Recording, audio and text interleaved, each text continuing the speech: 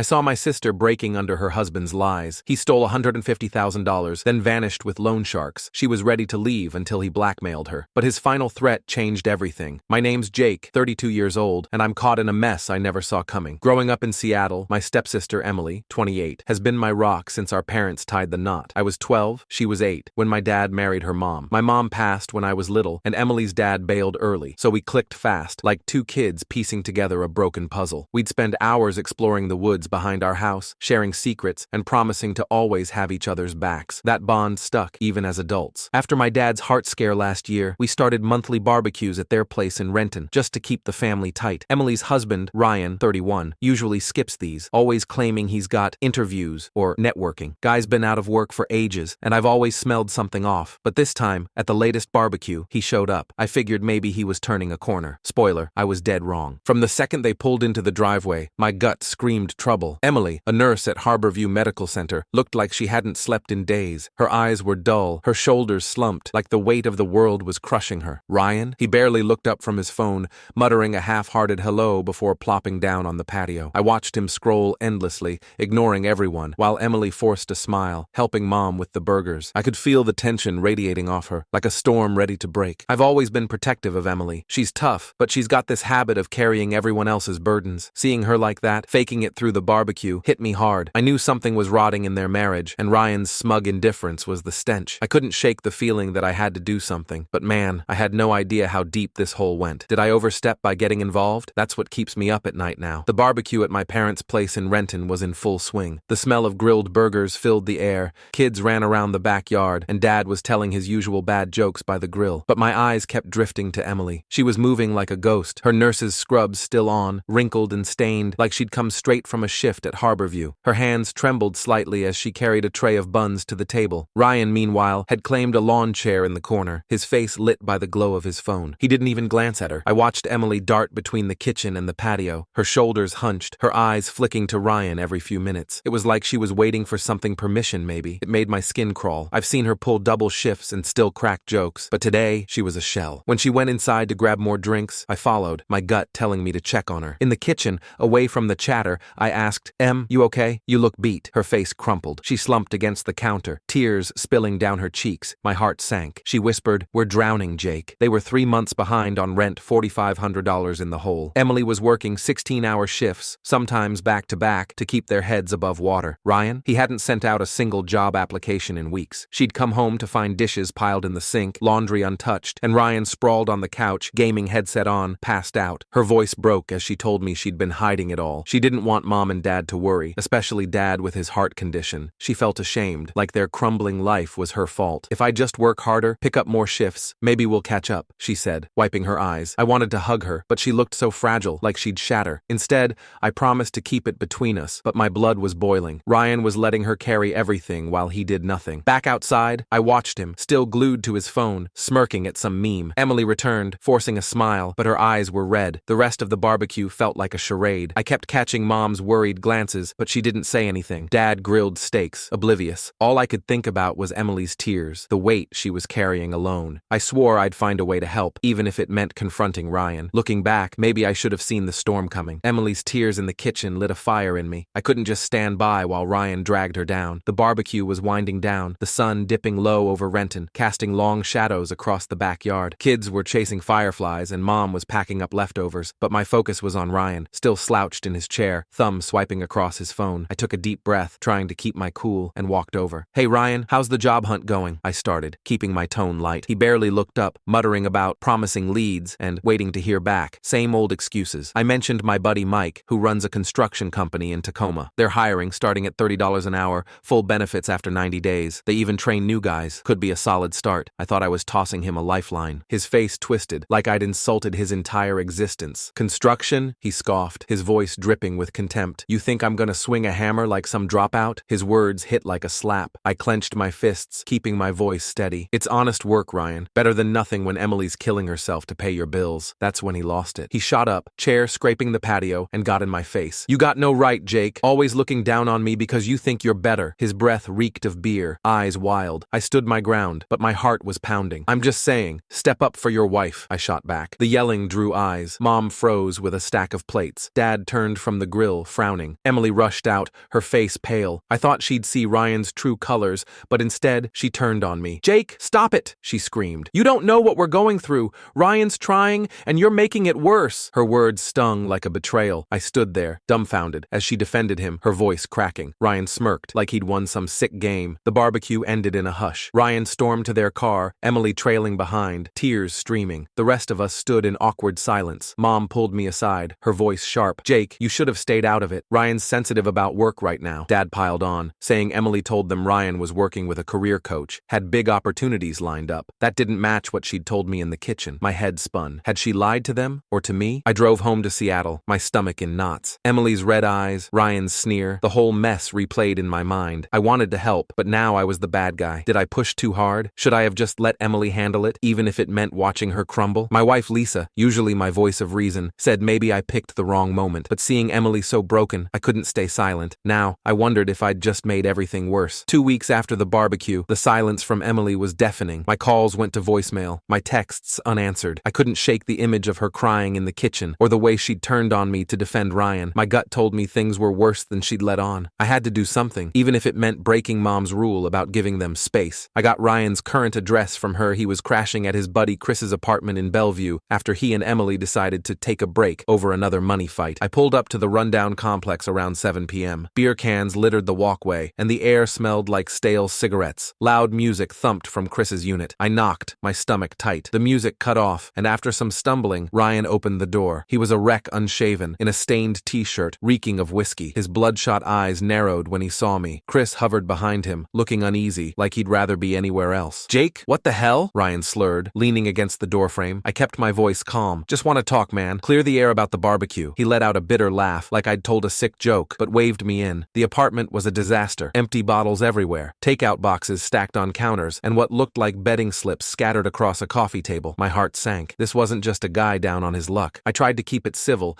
asking about his plans, but he cut me off, ranting about how I'd ruined everything. He claimed Emily was always comparing him to me, mocking her voice. "Why can't you be like Jake? Why can't you get a job?" I knew it was a lie. Emily hated comparisons, always had, but his words dripped with venom, and I could feel my temper rising. I mentioned her double shifts, how she was breaking under the weight of their debt. That's when he snapped. He lunged at me, swinging a wild, drunken fist. I dodged, but he grabbed my shirt, ripping it. Chris tackled him to the couch, yelling, "Enough, man!" As Ryan thrashed, Chris broke. He couldn't stay quiet anymore. "Jake, he's lying to everyone," he said, voice shaking. He pulled out his phone, showing texts where Ryan bragged about manipulating Emily. "She'll never leave me," one read. "She's too scared to look like a failure." Another boasted about taking cash from her purse while she slept to fund his bar tabs. My blood ran cold. Chris spilled everything. Ryan hadn't applied for a single job in months. Instead, he spent days gaming and nights at bars or casinos in Seattle. Emily's co-workers had seen his car parked at a casino multiple times. He'd tell her he was networking, but he was blowing their rent money $4,500 and counting on bets and booze. I felt sick, picturing Emily working herself to death while he partied. Before I could process it, the door flew open. Emily stood there, still in her scrubs, face white with shock. She'd been tracking Ryan's phone after he'd vanished for days last month, draining their joint account. I thought she'd finally see the truth, but she turned on me screaming, "Why are you here, Jake? You're stalking us, trying to ruin our marriage." I tried showing her Chris's texts, but she wouldn't look. "You're jealous of us," she yelled, her voice raw. Ryan, suddenly calm, played the victim, sobbing about how my words at the barbecue made him feel worthless. I left, defeated, Emily's cold glare burning into me. She followed me to my car, her voice like ice. "Stay away, Jake. You've done enough damage." I drove back to Seattle, my hands shaking. Everyone, Mom, Dad, even Lisa, thought I'd overstepped. But I kept seeing those texts. Ryan's smug grin. How could Emily not see it? Was I wrong to push, or was she too deep in denial to save? 3 days after the blowout at Chris's apartment, my phone buzzed with a panicked call from Chris. Ryan had vanished. He hadn't come back to the Bellevue complex for 2 days, which wasn't new. Ryan had a habit of disappearing when things got heated, but this time, his phone went straight to voicemail, and he'd cleared out his stuff. Worse, Chris found out Ryan had accessed their shared Xbox account and sold off $1,200 worth of digital games. My stomach dropped. This wasn't just Ryan running off to sulk. I called Emily, dreading her reaction after our last fight. She answered on the first ring,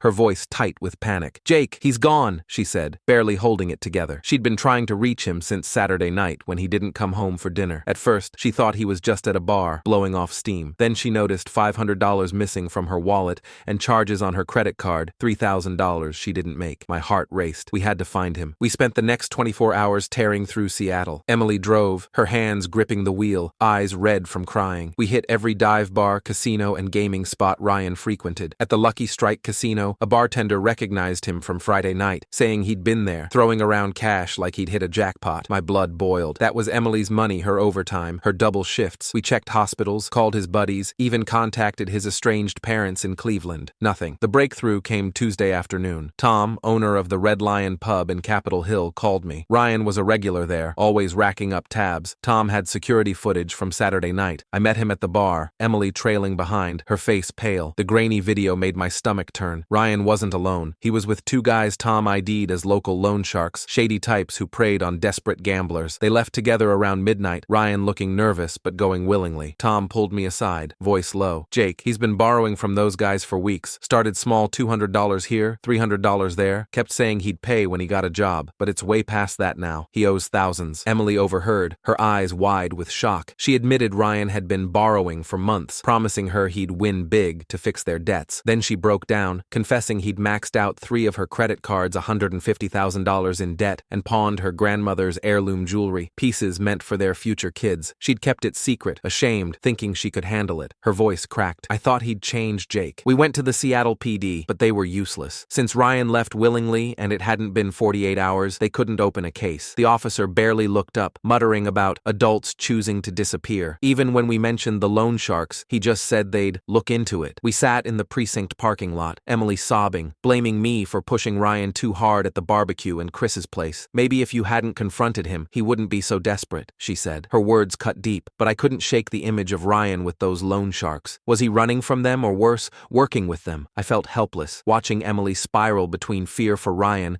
and anger at me. All I knew was this mess was far from over, and Emily was still caught in his web. The weight of Emily's words in the police station parking lot crushed me. She was blaming me for Ryan's disappearance, but I couldn't stop picturing those loan sharks in the bar footage. A week later, everything shifted. Sarah, Emily's closest friend from Harborview, showed up at my Seattle apartment unannounced. She looked wrecked, dark circles under her eyes, like she hadn't slept in days. "Jake, I can't keep this to myself anymore," she said, her voice trembling. We sat at my kitchen table for hours, and what she told me turned my world upside down. Sarah revealed Emily had been planning to leave Ryan long before the barbecue. For months, she'd been building a case against him, meticulous as ever. She'd saved screenshots of their bank accounts, showing thousands in unexplained withdrawals, $10,000 here, $15,000 there. She'd photographed unpaid bills, some marked final notice, and kept a notebook logging Ryan's lies, fake job interviews, networking events that never happened, even online courses he claimed to take but never enrolled in. Emily had been consulting a divorce lawyer in secret, setting up a separate account at a Tacoma credit union, quietly moving small sums, $200, $300 at a time, so Ryan wouldn't notice. She was ready to escape. Sarah showed me texts from 3 months ago. Emily's words were fierce, determined. "I'm done letting him ruin me. I've got enough proof now." She'd even planned to use the barbecue as a turning point, hoping Ryan's behavior would show everyone who he really was. My confrontation with him played right into her hands, or so she thought. "She texted me that night," Sarah said.